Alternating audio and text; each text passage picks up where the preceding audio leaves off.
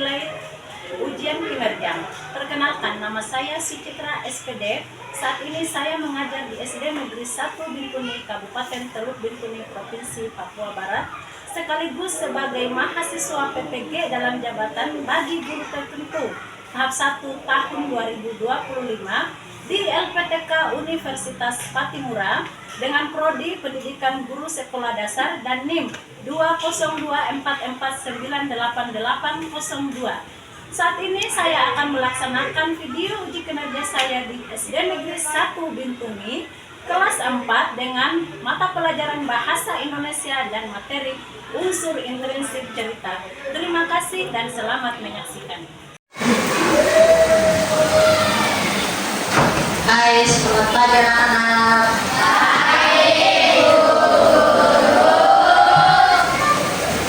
Baik, sebelum kita memulai pelajaran pada pagi hari ini, kita kondisikan kelas dulu. Ayo, duduk siap benar, duduknya siap. Seperti biasa, ketua kelas, ayo, bagaimana?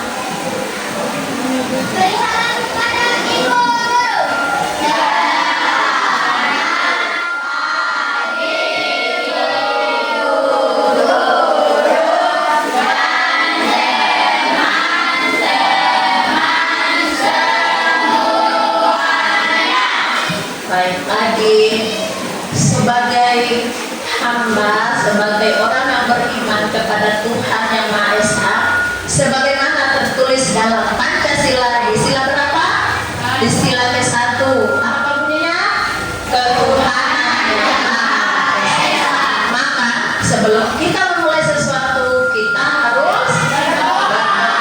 Untuk itu, Ibu persilahkan kepada satu orang untuk membaca doa. Silakan.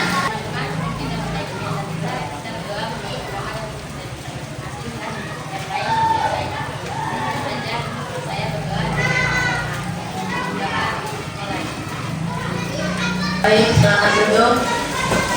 Terima kasih. Bagaimana, kalian masih semangat atau tidak? Mana semangatmu? Kita tunjukkan dengan tepuk semangat. Tepuk semangat.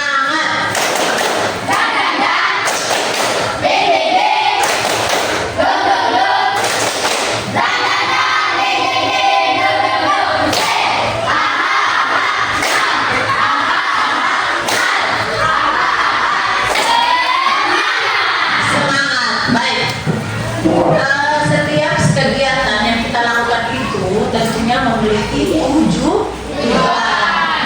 Kalian ke sekolah tujuannya apa? Belajar supaya apa?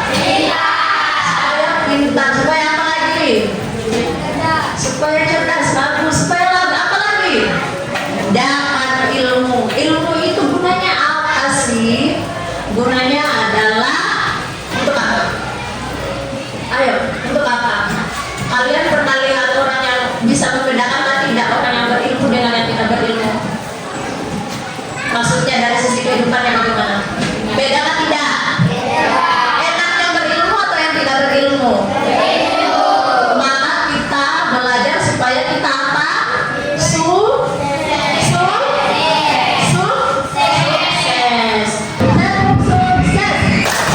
Mulut ini ada doa, hati ini ada cinta, tangan ini ada karya. Sukses! Tepuk tangan. Baik, hari ini kita akan belajar mengenai unsur intriksi cerita. Kalian pernah membaca cerita?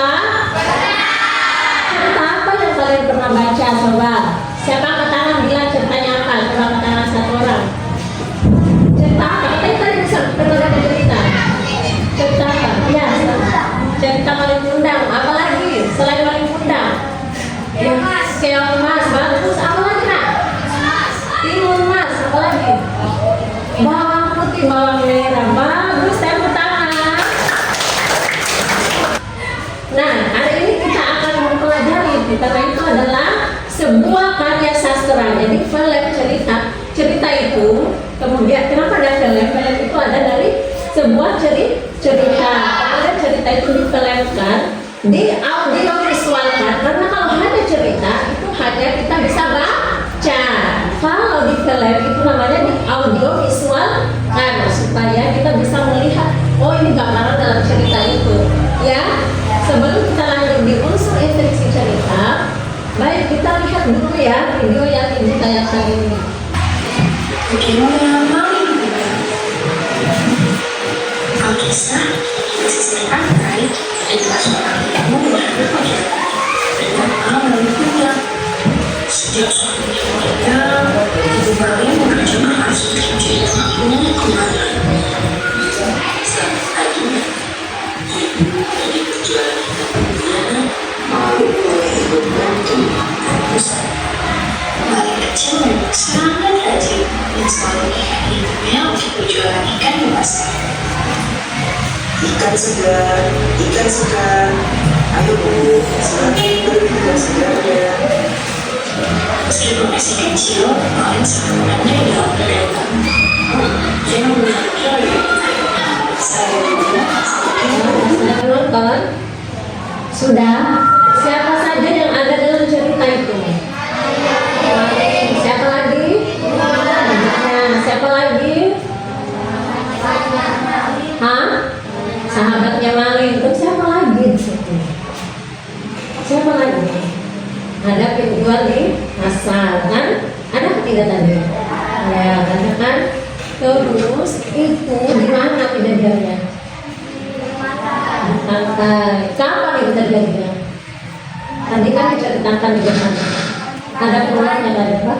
Pada zaman dahulu berarti sudah lama ya. Sudah lama, bagus. Apa yang kalian sebutkan tadi itu adalah sudah masuk di unsur intrinsik cerita. Seperti namanya Maling. Terus apa lagi? Ibunya. Terus apa lagi tadi tempatnya, teman-temannya. Itu adalah unsur-unsur intrinsik yang ada dalam cerita. Karena sebuah cerita tidak mungkin akan terjadi kalau tidak ada orangnya, kalau tidak ada pelakunya. Baik, setelah kita melihat video tadi, nah ibu akan jelaskan tentang apa saja unsur intrinsik cerita itu. Yang kalian sebut tadi ada Maling Kundang. Maling Kundang itu adalah tokoh. Jadi tokoh adalah orang atau pemeran yang ada di dalam cerita. Seperti cerita Maling Kundang tadi, ada berapa tadi yang kalian sebutkan? Maling Kundang, ibunya, teman-temannya. Nah itu adalah tokoh. Kemudian setelah tokoh apa di nomor 2 itu? Penokohan. Apa bedanya tokoh dengan penokohan? Tokoh itu adalah orangnya. Kalau penokohan itu adalah gambaran penulis terhadap sifat atau pelaku. Gambaran penulis terhadap sifat, terhadap pelaku atau pemeran dalam cerita. Jadi terserah penulis, misalnya dalam Maling Kundang tadi, menurut kalian itu dia sifatnya apa? Baik atau jahat? Baik atau jahat? Jahat. Kalau ibunya menurut kalian apa? Nah itu adalah penokohan, itu adalah sudah gambaran yang dituliskan oleh penulis, yang dikeluarkan oleh penulis terhadap pelaku yang ada di dalam cerita. Nah di dalam penokohan ini terjadi terdapat beberapa. Ada namanya tokoh antagonis. Tokoh apa? Antagonis. Tokoh antagonis, dan ada namanya tokoh protagonis. Apa namanya? Protagonis. Tokoh antagonis itu adalah tokoh yang biasanya adalah jahat atau menentang daripada tokoh utama. Kalau tokoh protagonis itu adalah tokoh yang biasanya digambarkan oleh seorang penulis bahwa dia memiliki sifat yang baik. Yang ketiga adalah latar. Latar itu, latar dalam sebuah cerita itu dibagi menjadi 2, latar tempat dan latar waktu. Latar tempat adalah tempat di mana penulis menuangkan bahwa cerita itu terjadi. Misalkan di suatu desa, di dalam air laut hiduplah segerombolan putri duyung, ya kan? Nah, itu adalah tempat. Atau di hutan liar hiduplah sekumpulan kerajaan hutan yang dikepalai oleh singa, ya. Misalkan begitu, itu adalah latar tempat. Kalau latar waktu adalah kejadian, kapan kejadian itu berlangsung yang dikeluarkan oleh penulis. Bagus. Nah, sementara di keempat adalah amanat atau pesan. Nah, kalian lihat tiga kata di cerita Wali Kondang. Apa pesan kira-kira yang bisa kalian dapat? Ada nggak yang bisa menjawabnya? Kita tidak boleh apa? Tidak boleh durhaka kepada orang tua. Bagus. Setiap penulis memberikan cerita, mengeluarkan cerita, itu ada tujuan penulis yang ingin dia sampaikan. Walaupun sebenarnya cerita Wali Kondang itu entah benar atau entah tidak benar, namanya juga cerita fiksi, tapi itulah yang ingin disampaikan oleh penulis, bahwasanya kita tidak boleh durhaka kepada orang tua, terutama siapa di situ? Ibu. Adakah yang ingin bertanya?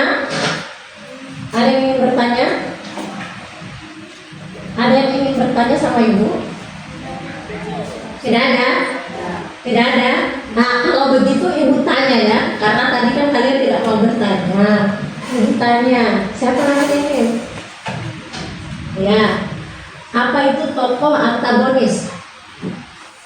Tokoh yang apa? Ayo. Apa itu tokoh antagonis? Siapa yang bisa jawab? Ya, bagus. Di sana yang dulu angkat tangan. Iya, tokoh yang suka jahat. Bagus, tepuk tangan. Kalau kalian bisa jawab, kita siapa? Jempol. Bagaimana dengan jempol? Jempol.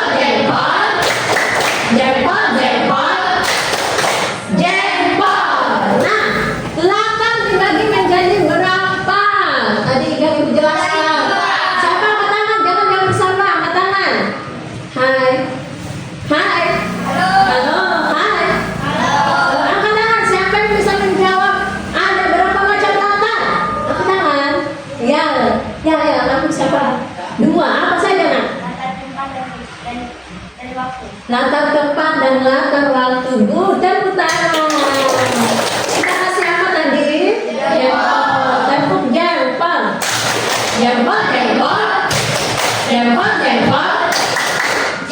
Oke, untuk menguji kalian, ibu ingin buka buku kalian tuliskan tokoh dalam cerita yang kalian nonton tadi. Terus siapa tokoh antagonis, siapa yang tokoh protagonis, terus latarnya dan pesannya. Bisa?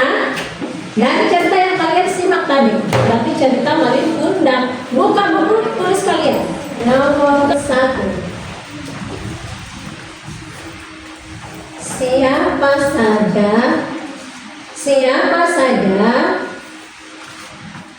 saja yang ada di dalam cerita. Ini dari cerita yang kalian nonton tadi, ya.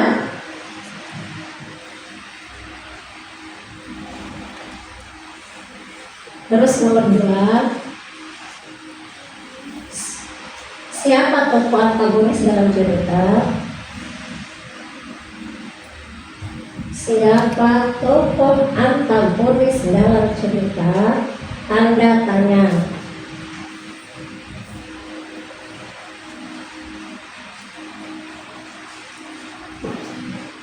Sudah? Nomor 3. Apa amanat dari cerita tersebut? Apa amanat dari cerita tersebut? Apa amanat dari cerita tersebut? Ibu kasih kalian waktu 5 menit sebagai tugas individu kalian. Kalian tentukan. Jawab dulu ya. Sudah? Oke, ibu kembali sini. Ibu kembali ke depan sini. Oke.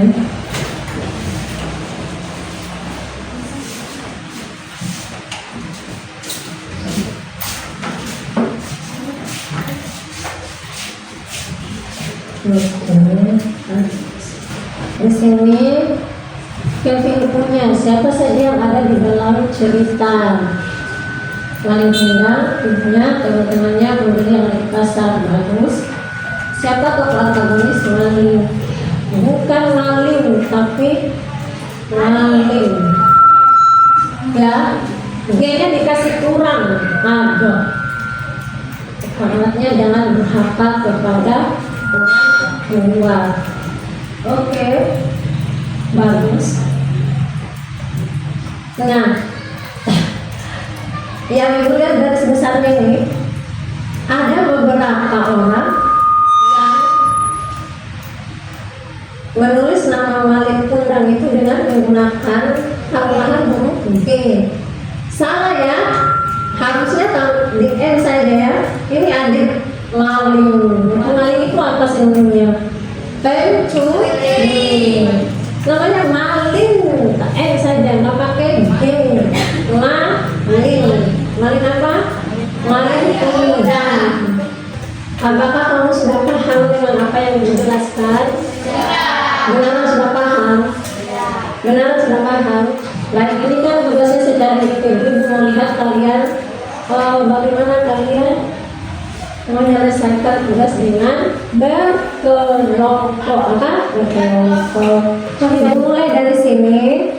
Jadi kelompoknya kita bagi 4. Karena kalian di sini ada 20 orang, maka ibu akan bagi menjadi 4 kelompok. Setiap kelompok terdiri dari 5 orang. Begitu ya. Kita mulai hitung. 2,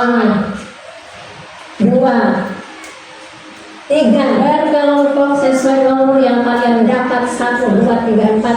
Di sini kelompok 1, di sana kelompok 2, di sana kelompok 3, di sana kelompok 4. Silakan cari nomornya. Oke, baik. Gua akan membagikan lembar kerja kelompok. Kalian diskusikan bersama. Jadi di sini ada cerita yang berbeda dari setiap kelompok. Nanti kalian baca ya, sesuai instruksi yang ada di dalam ini ya, KPD atau di dalam lembar kerja kalian, lembar kerja kelompok kalian. Kelompok 1, kalau bisa kasih keluar ini juga. Suruh 1 orang yang menulis, baca ceritanya bersama. Oh, ini tadi kelompok berapa? 4. Sorry, itu tadi kelompok 3 ya. Oke. Ya. Tentukan 1 orang yang menulis, tapi dari hasil jawaban kalian.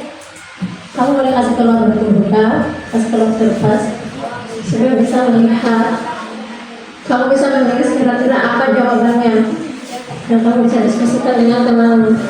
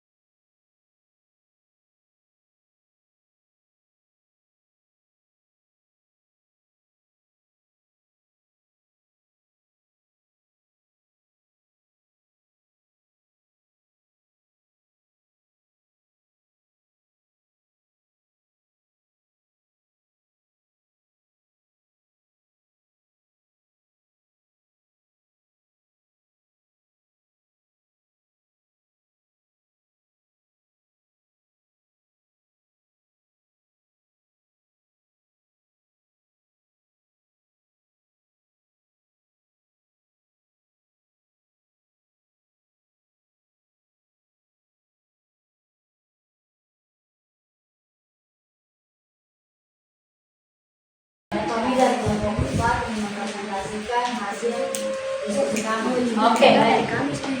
Raksasa pemasangan. Di sebuah hutan tinggal Raja Kera yang bijaksana. Suatu ketika terjadi musim kemarau. Air danau yang biasa mereka minum sudah kering. Kemudian Raja Kera mengajak semua rakyatnya untuk kita mencari danau lain yang masih memiliki air. Di tengah hutan akhirnya mereka menemukan sebuah danau besar. Airnya sejuk dan jernih, tapi sayang danau itu dikuasai oleh raksasa besar yang jahat. Aku akan memakan siapa saja yang berani turun ke danau ini, seru raksasa mengancam, suaranya keras menggema. Para Kera pun menjadi ketakutan. Untungnya Raja Kera punya ide.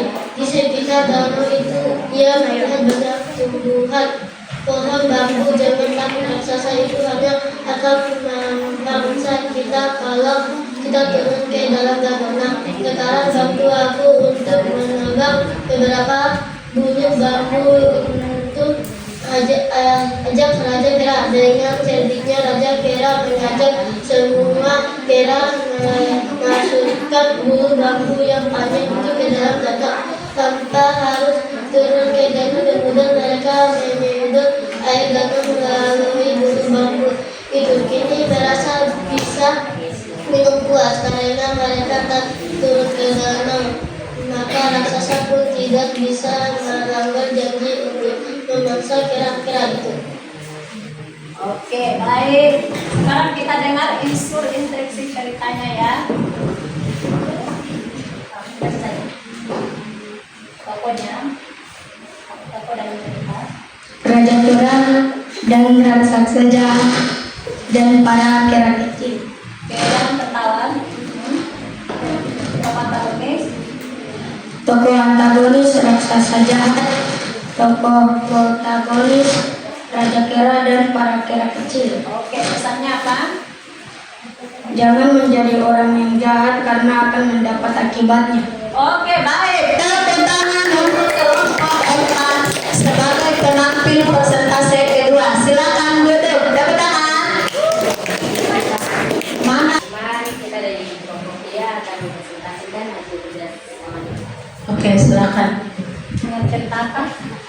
Dengan cerita yang berjudul Mas Koki Tak Pernah Menyerah. Si ikan Mas Koki tinggal bersama ikan lainnya di sebuah sungai besar. Namun suatu hari, ia dan dua temannya dari jenis ikan lain tertangkap jalan nelayan. Nelayan itu kemudian memasukkan mereka ke dalam ember di atas perahu. Kedua ikan temannya sudah menyerah dan pasrah. Namun ikan Mas Koki masih tetap belum menyerah. Aku masih ada harapan untuk selamat dan hidup. Aku akan berpura-pura mati, pikir si ikan Koki.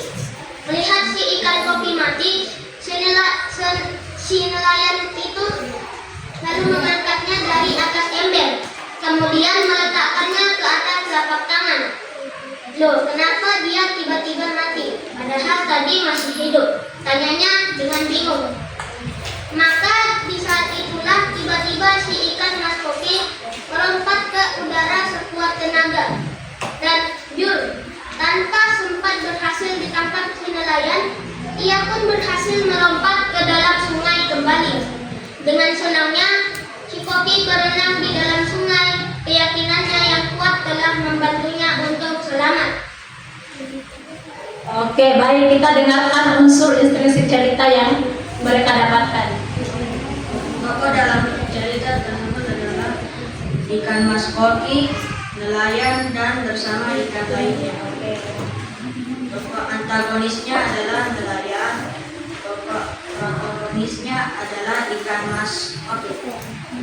Pesannya, Jangan pantang menyerah dalam keadaan apapun. oke, Bagus. Tepuk tangan untuk kelompok 3. Oke, cukup sekian dan terima kasih kami dari kelompok ketiga. Oke, tepuk tangan. Mana tepuk tangan?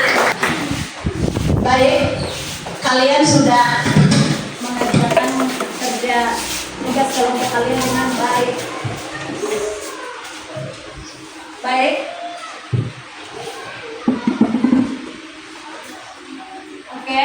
kita akan melihat garis besar atau menarik kesimpulan daripada pembelajaran kita hari ini ya.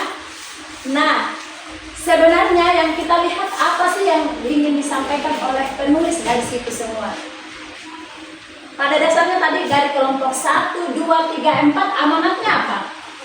Jangan berbuat jahat. Intinya itu dari cerita-cerita yang kita baca tadi itu adalah jangan berbuat jahat. Oke, baik. Nanti di buku kalian itu, di buku bahasa Indonesia kalian, di halaman 22, halaman 110, nanti kalian kerjakan tugas tentang mengenai unsur instruksi cerita ya. Tolong dikerjakan di rumah. Tepuk semangat dulu. Tepuk semangat.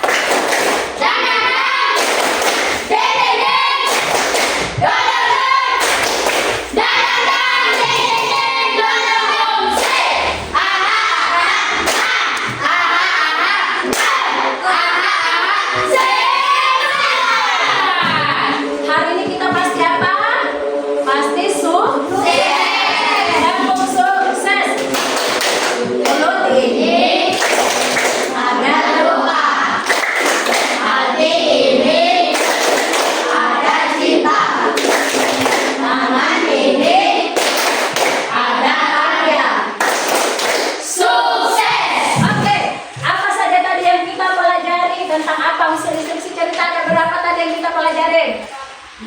Ada berapa? Ada 4. Bagus. Apa saja coba? Coba kalian. Instruksi cerita tadi apa saja? Tokoh, apa lagi? Penokohan, apa lagi? Alamat, terus amanat. Dari semua unsur itu sebenarnya yang ingin disampaikan oleh seorang penulis atau pembuat cerita adalah pesan moral. Pesan moralnya apa? Kita tidak boleh nakal, tidak boleh jahat. Jadi kalian sebagai siswa SD itu apa sih kepanjangannya? Sekolah dasar berarti masih dasar sekali ya. Masih berapa jenjang yang akan kalian lalui nanti? SMP, SMA, kuliah, ya baru di dunia kerja. Kalian sudah ditanamkan dalam hal ini, cerita ini, kalian tidak boleh berbuat jahat. Itu kunci kita. Tidak boleh apa tadi? Tidak boleh jahat, tidak boleh iri hati. Terus dicerita apa tadi? Yang akhirnya gara-gara makan telur naga tadi, itu ada melawan orang tua kan? Berarti kita harus mendengarkan pesan atau nasihat orang tua kita. Karena seorang yang sukses itu adalah orang yang diridhoi langkahnya oleh ibunya, karena doa ibu itu adalah doa yang sangat mujarab dan sangat ampuh. Ya, waktu kita sudah habis. Ibu minta tolong untuk pimpin doa hari ini. Satu orang pimpin doa.